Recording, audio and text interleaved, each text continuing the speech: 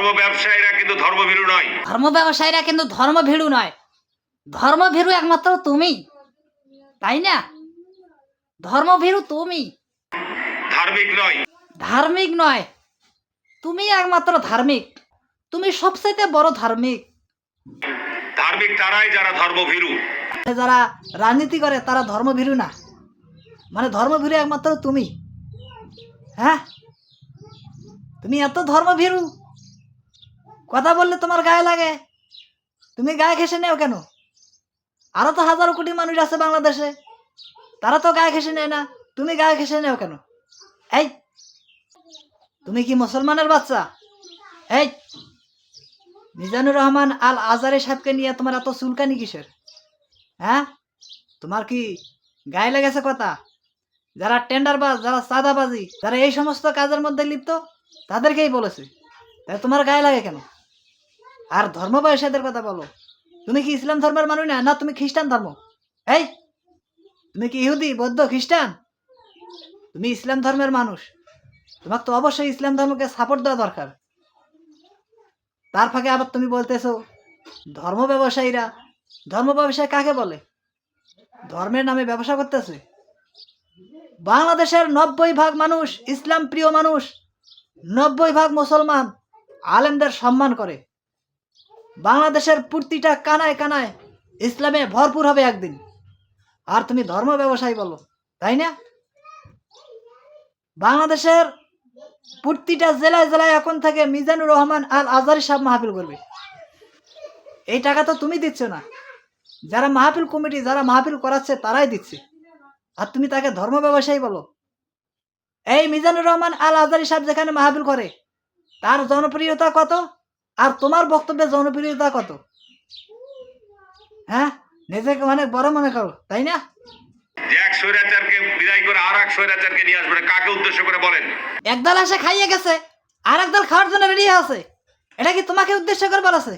এই, এক চাঁদাবাজকে উৎখাত করে আর এক চাঁদাবাজকে এই সমস্ত কথা যখন বলেন, কাদেরকে উদ্দেশ্য করে বলেন? তোমার তো নাম ধরে বলে নাই। মিজানুর রহমান আল আজারি সাহেব সত্যি কথাই বলেছে, কোনো দলের নাম তো নিয়ে বলে নাই যে একদল আসে খেয়ে গেছে, অমুক দল আসে রাজি হয়ে আছে। জামাতের কথাও বলে নাই, বিএনপির কথাও বলে নাই, তাহলে তুমি গাও ঘেসে নেও কে? এই, হ্যাঁ, চাঁদাবাজি করতে করতে তোদের অভ্যাস হয়ে গেছে তো, তাই কথা গায়ে লাগেছে। বাংলাদেশের 18 কোটি মানুষের গায়ে কারো গায়ে লাগলো না, তোমাদের গায়ে লাগে কেন? হ্যাঁ, একদল এসে খাইয়ে গেছে, আর একদল এসে আর একদল রেডি হয়ে আছে, তো আর একদল তো রেডি আছেন, তোমরাই তো রেডি আছেন। মিজানুর রহমান আল আজারি সাহেব যেটা কথা বলছে ঠিকই বলেছে। বাংলাদেশের প্রতিটা মানুষই এই কথা শোনার জন্য ব্যতিব্যস্তই, যে একদল এসে খাইয়ে গেছে আর একদল রেডি হয়ে আছে। আরো সুযোগ দেব তোমাদেরকে, আরো সুযোগ, ওই সুযোগ ধরে বসে থাকেন। বাংলাদেশের 18 কোটি মানুষ কিছু না বলে, আর তুমি গায়ে ঘেঁষে নিয়ে মিজানুর রহমান আল আজারি সাহেবের বিরুদ্ধে কথা বলো। এত বড় সাহস হয়েছে তোমার? হ্যাঁ, মিজানুর রহমান আল আজারের মাহফিলে কত লক্ষ মানুষ হয়, আর তোমার বক্তব্যে কয়টা মানুষ হয়? একটু কি চিন্তা করেছো? হ্যাঁ, তোমার মাথায় কি বুদ্ধি নাই, বিবেক নাই, যে আমি কার বিরুদ্ধে কথা বলতেছি, কার উপরে কথা বলতেছি? যেখানে মিজানুর রহমান আল আজারি সাহেবের ওয়াজ শুনলে লাখো জনতা একত্রিত হয়ে কাজ করে, এখানে তো কারো নামের কথা বলা হয় নাই, কোনো দলের কথা বলা হয় নাই, তাহলে তোমরা বিএনপিরা গায়ে ঘেঁষে নেও কেন? হ্যাঁ, তোমাদের গা জ্বলে কেন? তাহলে নিশ্চয়ই বুঝতে হবে তোমরা নিশ্চয়ই এই চাঁদাবাজির সাথে জড়িত আছো, টেন্ডারবাজার সাথে জড়িত আছো, তবে তো আপনাদের গায়ে লাগেছে। অন্তর্বর্তীকালীন সরকারকে বলতে চাই, তুমি কি বলতে চাও? হ্যাঁ, হেই, অন্তর্বর্তী সরকারকে তুমি কি বলতে চাও? যে নাটক বন্ধ করেন। কিসের নাটক বন্ধ করবে? এই, নাটক বন্ধ করেন, কিসের নাটক বন্ধ করবে? 5 মাস পার হয়ে গেল। 5 মাস পার হয়েছে, 5 মাস পার হয়েছে তো কি হয়েছে? অন্তর্বর্তীকালীন সরকার দেশ পরিচালনা করতে তোমার গায়ে সহ্য হচ্ছে না? 5 মাস পার হয়েছে, তাই তোমার গায়ে সহ্য হচ্ছে না? তাড়াতাড়ি নির্বাচনটা দিয়ে দেন না, তারা ক্ষমতায় আসুক। দেশের আমরা বারবার বলছি, তারা বারবার বলছে, আপনারা কানে শুনছেন না? অন্তর্বর্তী সরকার কানে শোনেন না তাদের কথা? তারা বারবার বলছে আপনাদেরকে যে নির্বাচন দেন, নির্বাচন দেন, একটা সুষ্ঠু নির্বাচন দেন, তারা জয় হোক, বিএনপিরা ক্ষমতায় আসুক। নির্বাচনের জন্য অত পাগল পারা কিসের? এই হ্যাঁ,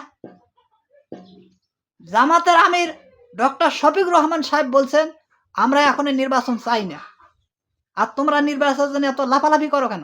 অন্তর্বর্তী সরকার কি দেশ পরিচালনা করতে পারতেছে না? হ্যাঁ, তার কি জ্ঞান নাই?